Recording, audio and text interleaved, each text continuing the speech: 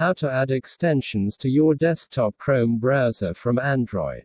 Should you come across a Chrome extension while on Android, you can add it to your desktop browser to install later.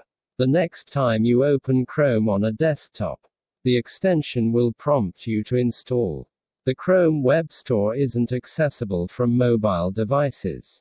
When you try to go to the website, you're redirected to a page that states you aren't able to access the web store. Your only option is to click a Send Myself a Reminder button that sends an email to yourself with a link to the web store.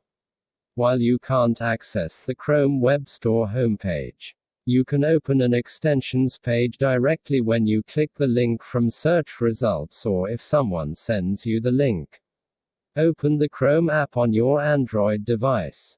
Search for the extension you want to install, and then click on the Chrome extensions search result. The next time you open Chrome on the desktop, click the yellow icon with an exclamation mark in it found in the top right corner. And then click the message, less than extension greater than was added remotely.